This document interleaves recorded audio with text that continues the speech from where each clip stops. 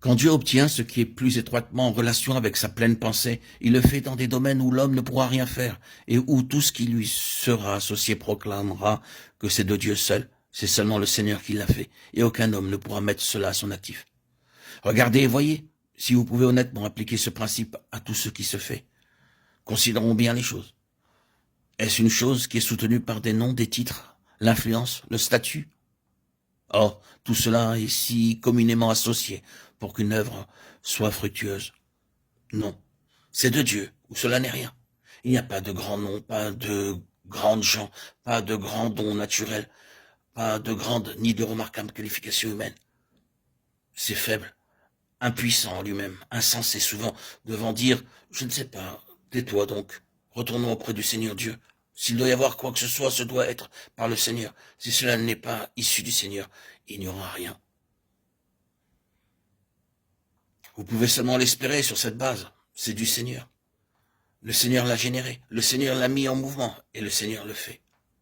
Moi et les enfants que l'Éternel m'a donnés, nous sommes des signes et des prodiges en Israël. Il y a quelque chose à propos de cela qui est inexplicable sur un plan humain. C'est ainsi que cela doit être pour que cette chose se rapproche plus étroitement de Christ. Lisons Jean 5. Dans ce passage, nous voyons Christ, la pleine incarnation de la pensée divine, dans lequel la perfection de ses conseils éternels est concentrée, et qui doit être l'expression de la pensée de Dieu dans sa perfection. Entendons-le dire. En vérité, je vous le dis, le Fils ne peut rien faire de lui-même. Il ne fait que ce qu'il voit faire au Père. Et tout ce que le Père fait, le Fils aussi le fait pareillement. Jean 5, 19. Je ne puis rien faire de moi-même. Jean 5, 30. Mais celui qui dit cela va aussitôt dire, car comme le Père ressuscite les morts et donne la vie ainsi, le Fils donne la vie à qui il veut. Jean 5, 21. Vous ne pouvez pas expliquer cela sur une autre base que sur celle de Dieu. Le Fils, séparé du Père, ne peut rien faire. Dieu ressuscite les morts. Il donne au Fils de faire ce que seulement Dieu veut faire. C'est à ce principe que nous voulons en venir. Nous ne pouvons pas aller au-delà de Christ dans sa perfection comme étant la pensée de Dieu. C'est pourquoi il dit « rien hors de moi-même ». Il est Dieu. Le passage d'Ésaïe 8, 18, cité dans Hébreux 2, 13, est mis dans la bouche du Seigneur. Jésus déclare « Me voici, moi et les enfants que Dieu m'a donnés ».